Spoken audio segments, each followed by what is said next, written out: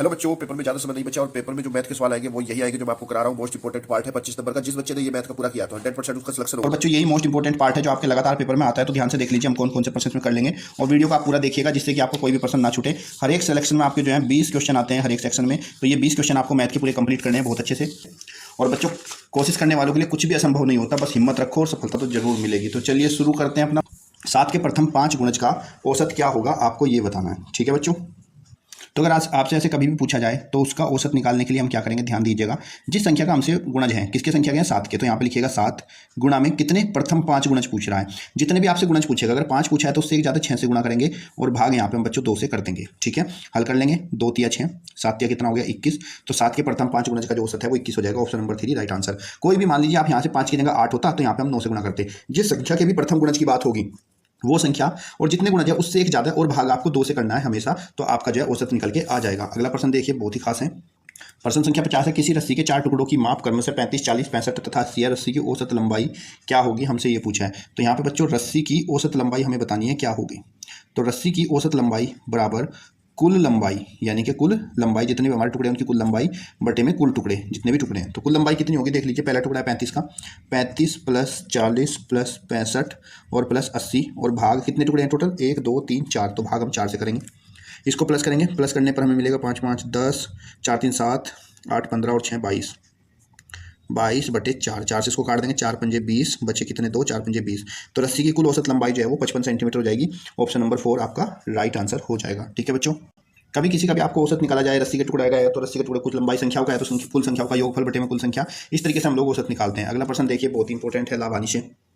एक दुकानदार ने 10 रुपये प्रति दर्जन की दर से 2 दर्जन कलम खरीदी। तो यहाँ से इसका बच्चों क्रय मूल्य हम निकाल लेंगे। पहले एक दर्जन 10 रुपये की थी लेकिन उसने 2 दर्जन खरीदी। एक दर्जन 10 की थी तो 10 गुणा 2 बराबर कितना, क्रय मूल्य यहाँ पे 20 रुपये का हो गया। अब 1 रुपये प्रति कलम की दर से बेची थी तो लाभ या हानि ज्ञात करो।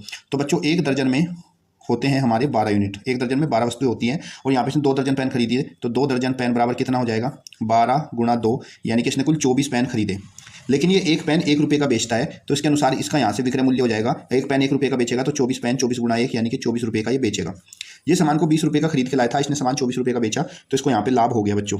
जब भी हमारा विक्रय मूल्य है, बेचने वाला मूल्य खरीदने वाले मूल्य से ज़्यादा होता है, लाभ हो जाता है। लाभ बराबर होता है विक्रय मूल्य 24 और माइनस क्रय मूल्य 20, 24 माइनस 20 बराबर 4, तो इस पर उसको 4 रुपये का लाभ हुआ। ऑप्शन नंबर 4 आपका राइट आंसर हो जाएगा। अगला प्रश्न देखिए बच्चे, देखो बच्चों ये मोस्ट इंपॉर्टेंट सवाल है, नोट कर लेना। किसी रेडियो को 15% लाभ पर 851 रुपये में बेचा जाता है। यदि वह 888 रुपये में बेची जाए तो कितने प्रतिशत लाभ होगा, ये हमें बताना है। तो पहले वस्तु को बेचा गया, कितने में बेचा गया, उसका विक्रय मूल्य दे रखा है यहाँ पे 851, और जब वो 851 बेची थी तो उस पर जो लाभ हुआ था, हमें प्रॉफिट परसेंटेज हुआ था वो 15% था। अब कह रहा है इस वस्तु को फिर से 888 रुपये में बेचे जाए, फिर से 888 में बेचे तो कितने प्रतिशत का लाभ होगा। तो पहले बच्चों हमें ये पता करना पड़ेगा वो रेडियो कितने की थी, मीन्स उसका क्रय मूल्य पहले निकालना पड़ेगा कि रेडियो का क्रय मूल्य क्या था।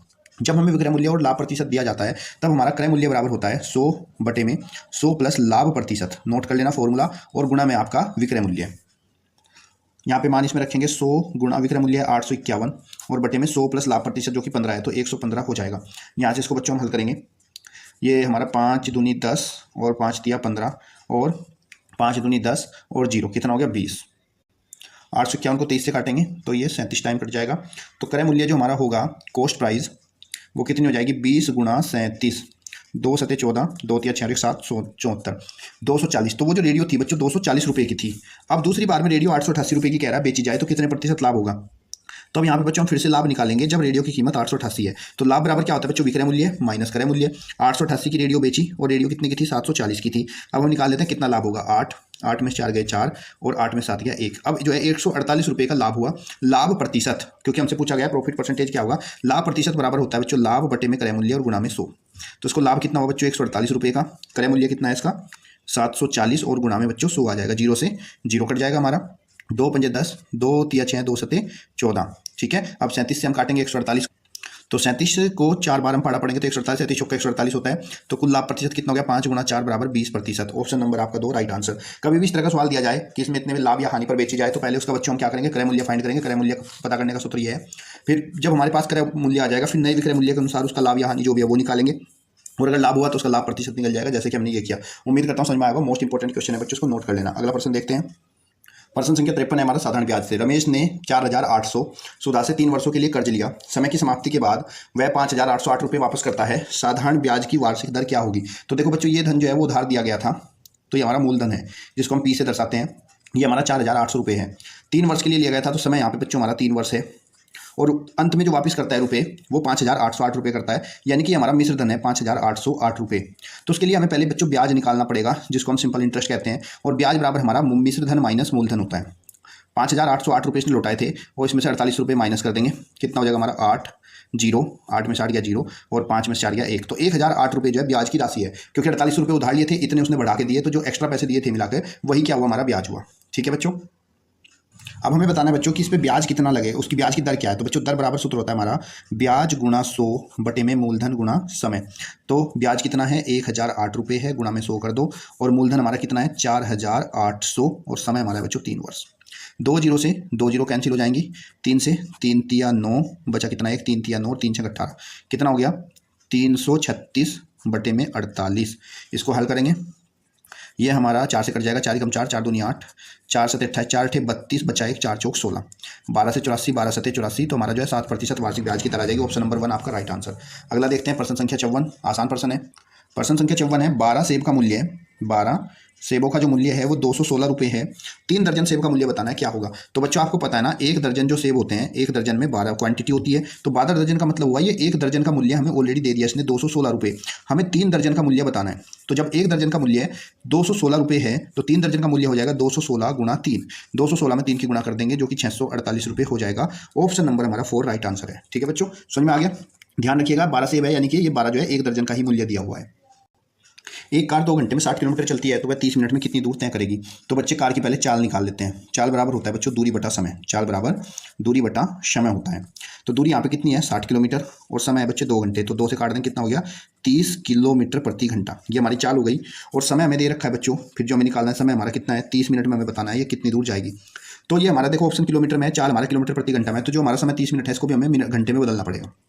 घंटे में बदलने के लिए 1 घंटे में 60 मिनट होती है, तो 30 को हम 60 से भाग कर देंगे, 30 दूनी 60, तो 1/2 घंटा हो जाएगा। 30 मिनट मतलब 1/2 घंटा। अब हमें बताना कितनी दूरी तय करेगी। तो बच्चों दूरी बराबर होता है हमारा सूत्र चाल गुना समय। तो हमने चाल पहले निकाल ली थी जो कि 30 आई थी, और समय हमारा 1/2 है, काट देंगे तो कितना हो गया 15 किलोमीटर। तो 30 मिनट में ये 15 किलोमीटर की दूरी तय करेगी। ऑप्शन नंबर 3 आपका राइट आंसर है। अगला प्रश्न देख लीजिए, अनुपात से आधारित है। देखिए बच्चों, पीतल में जस्ते और तांबे का अनुपात 3:5 है। ये जस्ते का और तांबे का अनुपात हमें दिया है, जस्ते का और तांबे का अनुपात कितना 3:5 दिया हुआ है। यदि जस्ता जो है वो 21 किलोग्राम है, तो जस्ते की यहाँ पे जस्ता पहले है, तो यहाँ पे 21 किलोग्राम लिखो। तो पीतल कितने, इसमें तांबा कितने किलोग्राम होगा हमें ये बताना, तो तांबे को आप जो है x मान लेना। ठीक है, तो आपको पता है बच्चों बाहरी पदों के गुणनफल बराबर अंतर पदों के गुणनफल के बराबर होता है, तो ये आपका 3 गुणा x बराबर में 21 गुणा 5 हो जाएगा। x का मान हो जाएगा 21 गुणा 5 बटे में 3, 3 सते 21, 7 पंजे 35।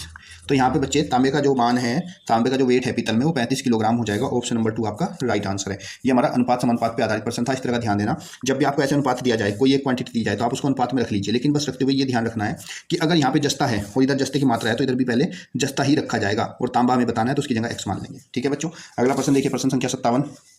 5 किलोग्राम और 650 ग्राम का अनुपात को सरलतम रूप में लिखिए। ये हमारा 5 किलोग्राम है और दूसरा 650 ग्राम है। तो बच्चों जब हम अनुपात निकालते हैं, तो अनुपात निकालते हुए हमारी जो यूनिट होती है वो सेम होनी चाहिए। अगर ये किलोग्राम है, ये ग्राम है, तो ये ग्राम में है तो ये भी ग्राम में ही होनी चाहिए। अगर ये किलोग्राम में है तो ये भी किलोग्राम में, यानी कि सेम यूनिट होनी चाहिए हमारी। तो उसके लिए हम क्या करेंगे बच्चों, किलोग्राम को ग्राम में चेंज कर लेते हैं। 1 किलोग्राम में होता है 1000 ग्राम, तो 5 किलोग्राम में होगा 5000 ग्राम। तो 5000 ग्राम अनुपात 650 ग्राम में हमें निकालना है। ठीक है, तो कैसे निकालेंगे देख लीजिए। 5000 को भाग कर देंगे किससे, 650 से। जो हमारा पहले होता है उसको हमेशा ऊपर, और जो बाद में होता है उसको हमेशा नीचे रखते हैं आंसर में। 0 से 0 काट दो, 5 एकम 5 0, और 5 से 13, तो कितना हो गया बच्चों 100/13। इसका मीन्स हो गया 100:13। ऑप्शन नंबर आपका 4 राइट आंसर होगा। बस जब भी अनुपात हो तो ध्यान रखिएगा बच्चों, अगर यूनिट हमारी अलग अलग है तो पहले उनको सेम बनाएंगे। जैसे मान लो कभी आपको मीटर में और सेंटीमीटर में दी जाए, तो सबको सेंटीमीटर में बदल लेना। उसके बाद जो पहले रखेंगे उसको हमेशा ऊपर अंश में, और जो बाद में होगा उसको हर में नीचे, उसको काट के हमारा आंसर आ जाएगा। प्रश्न संख्या 58 देख लीजिए। प्रश्न संख्या 58 है हमारा, एक वर्गाकार क्षेत्र का क्षेत्रफल, वर्ग का जो क्षेत्रफल है वो 256 वर्ग मीटर है, तो उसकी भुजा और परिमाप क्या होंगे। तो बच्चों अगर मुझे वर्ग की भुजा निकालनी है, इसको मैं ए मान लेता हूँ, ये कोई मेरा वर्ग है, इसकी अगर मुझे भुजा निकालनी है कोई, तो भुजा बराबर जो है वर्गमूल होता है क्षेत्रफल। क्षेत्रफल हमें 256 दिया गया है, तो भुजा बराबर कितना हो जाएगा 256 जो होता है बच्चों आपका 16 का वर्गमूल होता है। तो भुजा हमारी कितनी हो गई बच्चों 16 मीटर हो गई। अब हमसे पूछा इसका परिमाप, तो जब हम इसका परिमाप निकालते हैं पेरीमीटर, वो 4 गुना भुजा होता है। तो भुजा हमारी 16 आई, तो 4 गुना 16, 16 चौके कितना हो गया 64। तो हमारा ऑप्शन हो जाएगा 16 मीटर और 64 मीटर। ऑप्शन नंबर आपका 1 राइट आंसर है। अगला प्रश्न देखिए, उस संदूक का आयतन क्या होगा जिसकी लंबाई 3, चौड़ाई 2 और ऊंचाई 2 मीटर है। तो बच्चों आयतन जो होता है वॉल्यूम वो बराबर होता है आपका लंबाई गुणा चौड़ाई गुणा ऊंचाई। तो यहाँ पे बच्चों संदूक का आयतन निकालना है तो लंबाई कितनी है 3 मीटर, चौड़ाई है 2 और ऊंचाई भी कितनी है 2, तो 3 दूनी 6 दूनी 12, 12 घन मीटर आपका आंसर हो जाएगा। ऑप्शन नंबर आपका 3 राइट आंसर है। ठीक है बच्चों, अगला प्रश्न देखिए, किसी महीने की 7 तारीख को शनिवार पड़ता हो तो इस महीने की 22 तारीख को कौन सा दिन पड़ेगा, हमें ये बताना है। तो बच्चों देखो दिन जो होते हैं वो एक हफ्ते के बाद यानी कि 7 दिन के बाद हमारे दिन रिपीट होकर चलते हैं। तो किसी महीने की 7 तारीख को था शनिवार, तो इसका मतलब यह हुआ 7 को रविवार था तो 14 को भी क्या होगा शनिवार था, तो 14 को भी शनिवार ही होगा। 21 तारीख को भी शनिवार ही होगा क्योंकि 7 दिन के बाद सेम दिन पलट के आता है। और पूछ रहा है कि इस महीने की 22 तारीख को, तो जब 21 को शनिवार होगा तो 21 के अगला दिन क्या होगा 22 तारीख, तो 22 तारीख को क्या हो जाएगा बच्चों आपका रविवार हो जाएगा। ऑप्शन नंबर 2 आपका राइट आंसर होगा। प्रश्न है आपका, यदि 36,490 में अंक 6 और 9 को परस्पर बदल दिया जाए तो संख्याओं का अंतर क्या होगा, ये बताना है। तो यहाँ पे बच्चों में क्या करना है, 9 और 6 को परस्पर आपस में बदल देना है। इसका मतलब ये जो 6 है इसके स्थान पर आपको 9 रखना है, 3 9 4, और इस 9 के स्थान पर आपको 6 रखना है 0।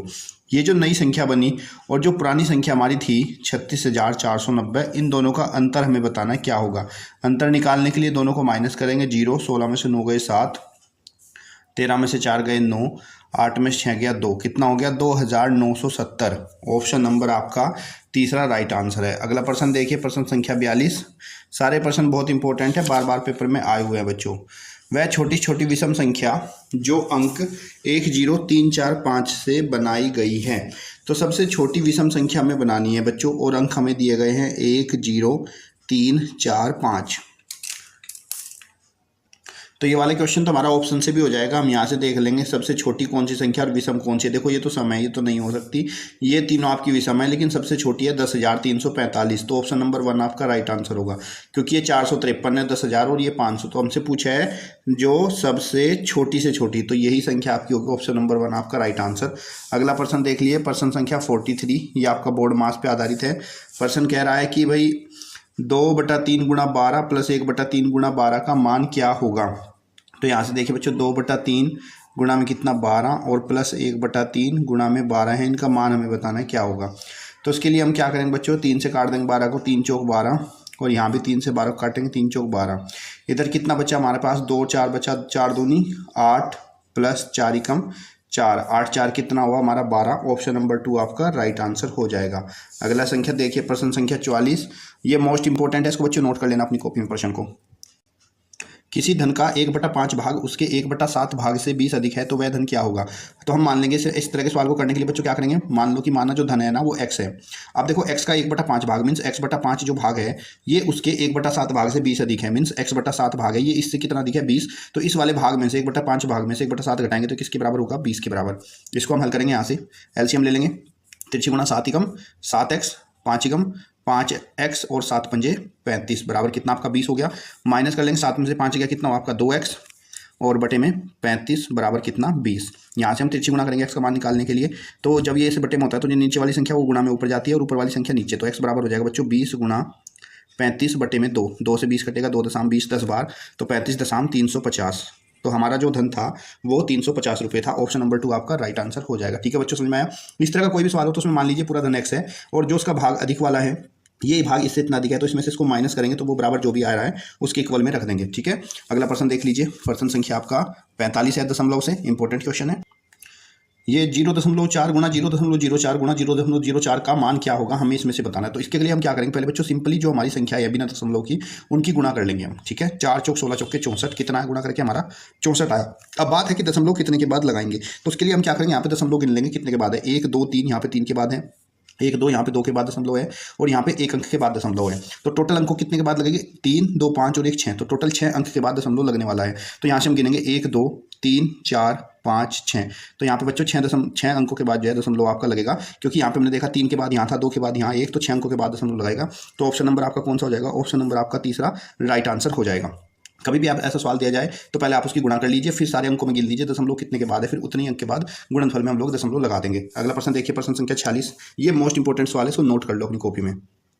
देखो बच्चों, 3 व्यक्तियों ने 3 रुपये के 5 रुपये 25 पैसे और 6 रुपये 75 पैसे के कुछ संतरे खरीदे। एक संतरे की अधिकतम कीमत क्या हो सकती है ये बताना है। तो भाई पहले जो व्यक्ति था, फर्स्ट व्यक्ति ने जो है 3 रुपये का संतरा खरीदा था, दूसरे व्यक्ति ने, सेकंड वाले ने 5 रुपये 25 पैसे का संतरा खरीदा, और तीसरे व्यक्ति ने जो संतरा खरीदा वो 6 रुपये 75 पैसे का संतरा खरीदा। हमसे पूछ रहा है अधिकतम कीमत कितनी होगी। जब हमसे ऐसे अधिकतम अगर पूछ लिया जाए तो समझ लो उस संतरे की कीमत जो है इन तीनों के मासा के बराबर होगी। अब हमें इन तीनों का मासा निकालना है, लेकिन बच्चे मैसे निकालने के लिए समस्या ये है कि एक ही यूनिट में होना चाहिए। तो यहाँ पे जो हमें ये इन सब रुपये को हम पैसे में बदल लेंगे। 3 रुपये में कितने होते हैं, 1 रुपये में 100 पैसे होते हैं, तो 3 रुपये में 300 पैसे। 5 रुपये 25 पैसे में आपका हो जाएगा 525 पैसे, और 6 रुपये 75 पैसे में आपका हो जाएगा 675 पैसे। तो हमने सबको पैसे में बदल दिया। अब इनका मासा ज्ञात कर लेंगे। ठीक है, मासा ज्ञात करने के लिए कैसे, भाग विधि से कर लेते हैं। पहले 300 और 525 का, 525 को 300 से भाग करेंगे। 300 से भाग करने पर यह हमें मिलेगा 300 ही कम 300, 0 5 2 5 में से 3 गया 225। अब इस 225 से 300 को भाग करेंगे। 225 ही कम 225, 10 में से 5 गए 5, और इधर 9 में से 2 गए 7, 75। 75 से 225 को भाग करेंगे। 75 पंजे कितना होता है 225। ये पूरा पूरा कट गया। तो हमारा जो 300 और 525 का मासा आया वो कितना आया 75 आ गया। अब ये जो हमारा मासा है 75, इस 75 से 675 को भी भाग करेंगे। ठीक है, अब 75 से 675 को भाग करेंगे तो 75 निम्मा हमारा 675 हो जाएगा, पूरा पूरा कट जाएगा। तो तीनों का जो मास है कितना आ गया 75 आ गया। ऑप्शन नंबर हमारा 2 राइट आंसर होगा 75 पैसे, क्योंकि हमने इनको पैसे में बदल लिया था। तो अधिकतम कीमत जो एक संतरे की 75 पैसे हो जाएगी। ऐसा कोई भी पर्सन आएगा जिसमें कुछ व्यक्ति संतरे या कुछ सामान खरीद रहे हो और एक सामान की अधिकतम कीमत पूछे तो तीनों का मासा निकालेंगे और तीनों का हम एक यूनिट में बदल देंगे। अगला पर्सन देखिए, 60 72 का मासा और लासा का गुणनफल बराबर होगा। तो बच्चों मासा और लासा का जो गुणनफल होता है वो संख्याओं के गुणनफल के बराबर होता है। तो इसका सही आंसर आएगा ऑप्शन नंबर 3, दोनों संख्याओं के गुणनफल के बराबर। लासा मासा का गुणनफल हमेशा संख्याओं के गुणनफल के बराबर होता है। आइए देखते हैं प्रश्न संख्या 48। प्रश्न संख्या 48 है 3:30 बजे 3:30 बजे 2 घंटे 30 मिनट के बाद क्या समय होगा। तो 3:30 बजे है, इसमें 2 घंटे 30 मिनट के बाद पूछ रहा है। तो 2 घंटे 30 मिनट यहाँ पे हम प्लस कर देंगे बच्चों। कितना होगा 3 3 6 60 मिनट और 3 2 5 घंटे। तो बच्चे 5 घंटे 60 मिनट हो गया। और आपको पता है बच्चों 60 मिनट में जो है 1 घंटा पूरा होता है। तो 5 और 1 कितना हो जाएगा बच्चों 6।